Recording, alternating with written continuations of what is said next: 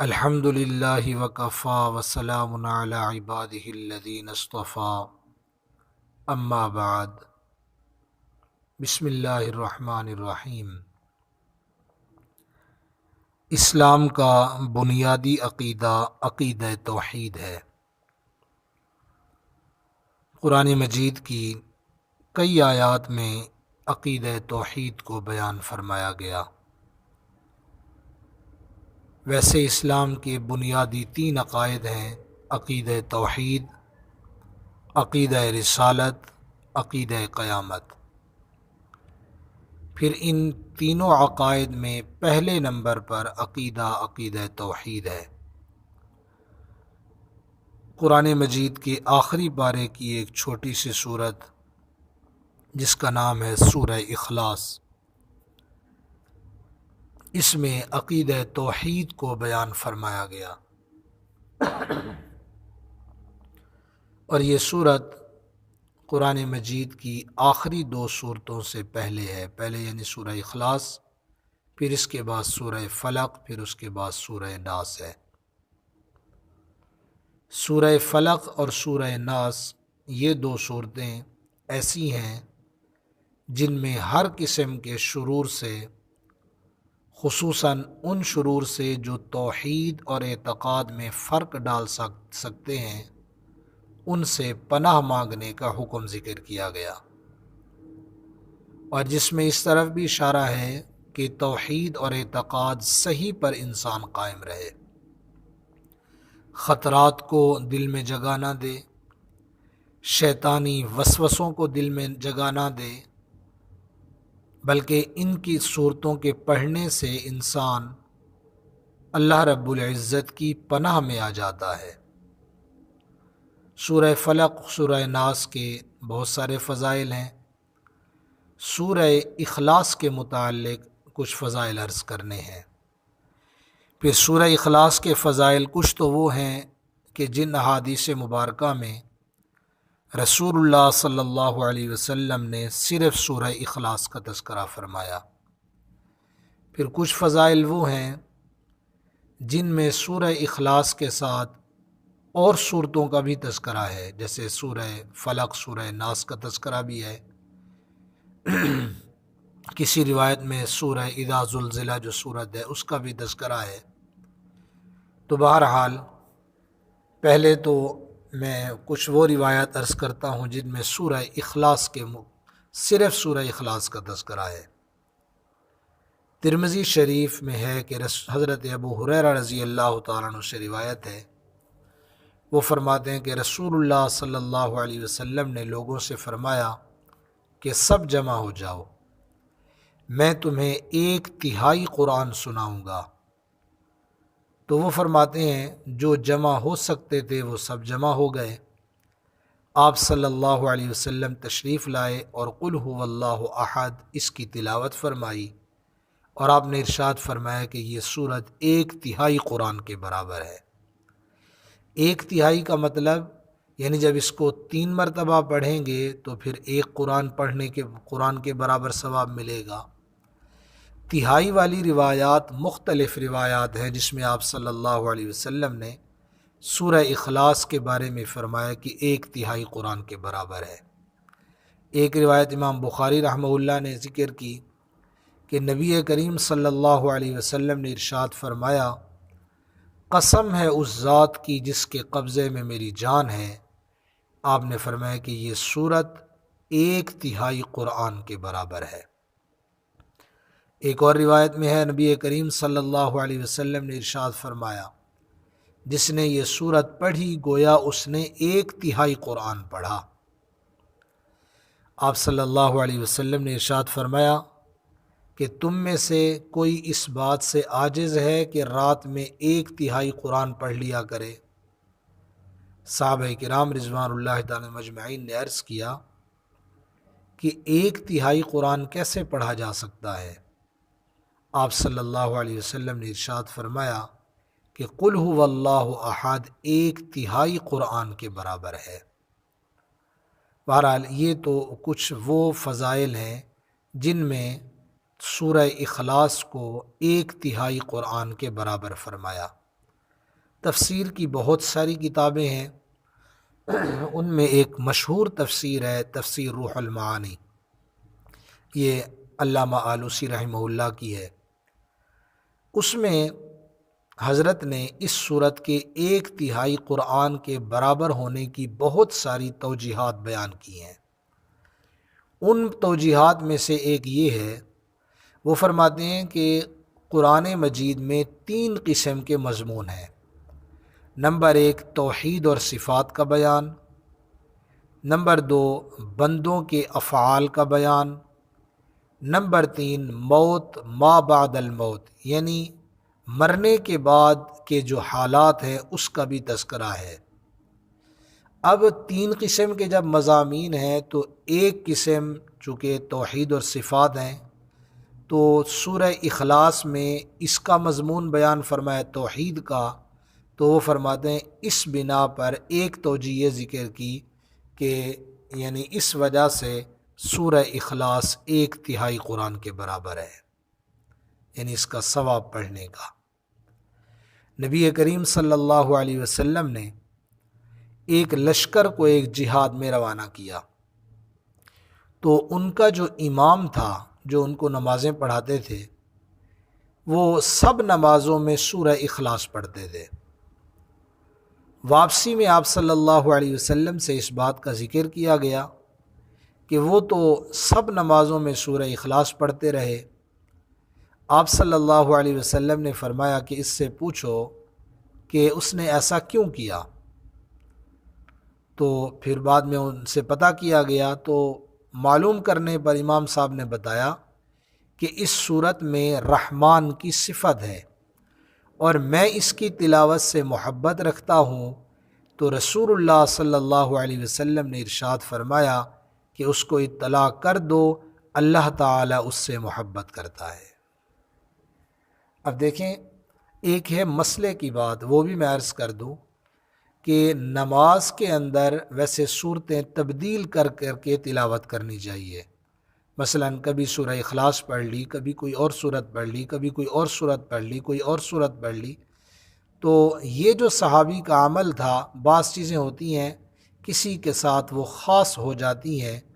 اب اس کا یہ مطلب بالکل نہیں ہے کہ اس صحابی کو کوئی اور صورت نہیں آتی تھی، بس وہ ان کا ایک حال تھا اپنا کہ اس صورت میں رحمان کی صفت ہے تو میں اس سے محبت کرتا ہوں، اس وجہ سے میں اس صورت کو پڑھتا تھا۔ تو آپ صلی اللہ علیہ وسلم نے ان کے لیے یہ بات ارشاد فرما دی۔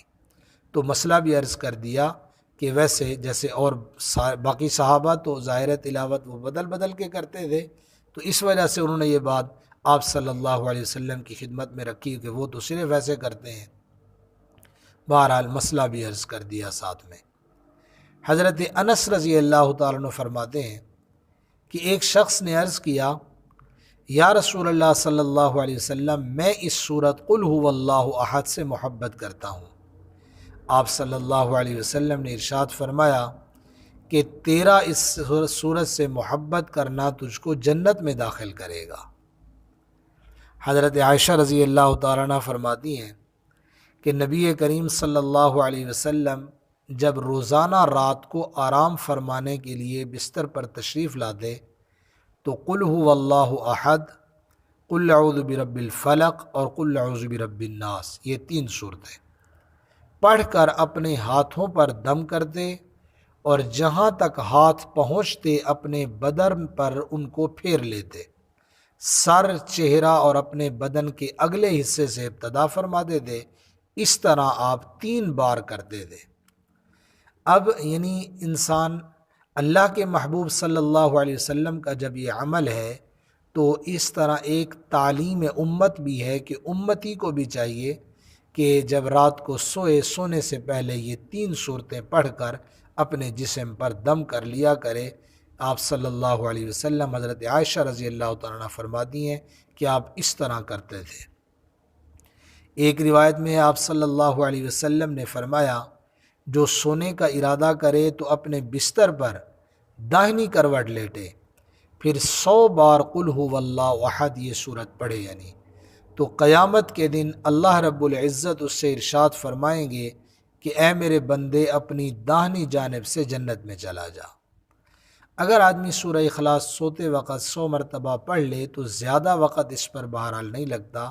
کتنی بڑی فضیلت کی بات ہے کہ قیامت کا دن جو بہت سخت دن ہوگا، نفسا نفسی کا اس دن عالم ہوگا، جو آدمی اس کو 100 مرتبہ اس طرح پڑھے گا اس کے لیے یہ فضیلت ہے۔ ایک روایت میں آپ صلی اللہ علیہ وسلم نے سنا کہ ایک شخص قل هو اللہ احد پڑھ رہا ہے، تو آپ نے فرمایا واجب ہو گئی، اتنا جملہ فرمایا واجب ہو گئی۔ اس روایت کو نقل کرنے والے حضرت ابو ہریرہ رضی اللہ تعالیٰ عنہ ہیں۔ حضرت ابو ہریرہ رضی اللہ تعالیٰ عنہ کہتے ہیں میں نے عرض کیا کہ کیا واجب ہو گئی؟ آپ صلی اللہ علیہ وسلم نے ارشاد فرمایا جنت واجب ہو گئی۔ حضرت عبداللہ بن خبیب رضی اللہ تعالیٰ عنہ وہ فرماتے ہیں کہ ہم ایک دفعہ ایسا ہوا کہ ہم ایک مرتبہ بارش والی سخت اندھیری کی رات میں آپ صلی اللہ علیہ وسلم کو تلاش کرنے کے لیے نکلے، تو جب ہم نے آپ کو پا لیا تو ارشاد فرمایا کہو۔ میں نے عرض کیا کیا کہوں؟ آپ نے فرمایا قل هو اللہ احد اور معوذتین، یعنی قل اعوذ برب الفلق قل اعوذ برب الناس، ہر صبح و شام 3 بار ان کو پڑھا کرو، تم کو ہر چیز سے یہ کافی ہے۔ آپ صلی اللہ علیہ وسلم نے فرمایا اذا زلزلت آدھے قرآن کے برابر ہے، اور قل هو اللہ احد تہائی قرآن کے برابر ہے، اور قل یا ایھا الکافرون چوتھائی قرآن کے برابر ہے۔ یہ روایت ترمذی شریف میں ہے۔ یعنی اگر ہم اس پہ غور کریں تو اذا زلزلہ کو جو آدھے قرآن کے برابر فرمایا، تو جو 2 مرتبہ اس صورت کو پڑھے گا اس کا مطلب پھر اس کو پورے ایک قرآن ختم کرنے کا ثواب۔ قل هو اللہ احد جو تہائی قرآن کے برابر فرمائی تو اس کو 3 مرتبہ پڑھنے سے قرآن کے برابر ثواب، اور قل یا ایھا الکافرون کو جو چوتھائی قرآن فرمایا، چوتھائی قرآن کے برابر، تو یعنی اس کو اگر آدمی 4 مرتبہ پڑھے تو پھر قرآن کے برابر ختم کرنے کا ثواب ہے۔ اللہ کی رحمت بڑی وسیع ہے کہ انسان یہ اب بظاہر عمل مختصر سا ہے۔ قل هو اللہ احد سورہ اخلاص کو 3 مرتبہ پڑھنے پہ میرے خیال میں 1 منٹ بھی شاید نہیں لگتا، اس سے بھی کم لگتا ہے، یعنی کچھ سیکنڈ لگتے ہیں، منٹ بھی پورا نہیں لگتا۔ تو یہ عمل مختصر ہے، ثواب بہت زیادہ ہے۔ ثواب کی اہمیت انسان کو جب یہ آنکھیں بند ہوں گی، جب موت آئے گی، بعد میں پتہ چلے گا کہ اس کی کتنی اہمیت تھی، مختصر وقت میں ہم کتنا ثواب حاصل کر سکتے تھے، لیکن وقت وہ کئی دفعہ ایسا ہوتا ہے کہ وقت غفلت میں گزر جاتا ہے۔ اللہ ہمیں اپنے اوقات قیمتی بنانے کی توفیق بخشے۔ نبی کریم صلی اللہ علیہ وسلم نے فرمایا ایک روایت میں، جو شخص روزانہ قل هو اللہ احد 200 بار پڑھ لیا کرے اس کے 50 سال کے گناہ معاف کر دیے جائیں گے۔ آگے فرمایا مگر یہ کہ اس کے ذمے کسی کا قرض ہو۔ اب یہ جو 50 سال کے گناہوں کا ذکر ہے کہ معاف کر دیے جائیں گے، یہ ایک صغیرہ گناہوں کی بات ہے، چونکہ کبیرہ گناہوں کے متعلق مشہور ہے کہ کبیرہ گناہ بغیر توبہ کے معاف نہیں ہوتے۔ یہ بھی اللہ تعالیٰ کی بہت بڑی رحمت ہے کہ اس کے پڑھنے سے چھوٹے گناہ بھی 50 سال کے معاف ہو جائیں، یہ بھی اللہ رب العزت کی بہت بڑی رحمت ہے۔ اور یہاں پر جو فرمایا مگر یہ کہ اس کے ذمے کسی کا قرض ہو، تو قرض چونکہ حقوق العباد میں ہے تو اس کو مستثنا، اس کو علیحدہ بیان فرما دیا گیا، یعنی قرض کی ادائیگی بہرحال اس کو کرنی پڑے گی، یعنی یہ اس طرح اس کے پڑھنے سے قرض اس کا معاف نہیں ہوتا۔ ایک روایت میں ہے نبی کریم صلی اللہ علیہ وسلم نے ارشاد فرمایا جو شخص 10 بار قل هو اللہ احد پڑھ لے اس کے لیے جنت میں ایک عظیم و شان محل تیار کیا جاتا ہے۔ پھر فرمایا جو 20 مرتبہ پڑھ لے تو جنت میں 2 محل بنا دیے جاتے ہیں۔ پھر فرمایا جو 30 مرتبہ پڑھ لے تو جنت میں 3 محل تیار کر دیے جاتے ہیں۔ حضرت عمر بن خطاب رضی اللہ تعالیٰ نے عرض کیا یا رسول اللہ صلی اللہ علیہ وسلم پھر تو ہم اپنے محلات بہت بنوا لیں گے۔ آپ صلی اللہ علیہ وسلم نے فرمایا حق تعالی بہت زیادہ وسعت والے ہیں۔ اب دیکھیں حضرت عمر بن خطاب رضی اللہ عنہ نے جو عرض کیا ہم تو اپنے پھر بہت سارے محلات بنوا لیں گے، یعنی جتنی تعداد بڑھتی چلی جائے گی اتنا اس کے لیے اجر و ثواب بھی بڑھتا چلا جاتا ہے۔ اب 10 مرتبہ پڑھنے سے ایک عظیم الشان محل تیار ہوتا ہے۔ اب یہ وہ کیسا عظیم الشان محل ہوگا؟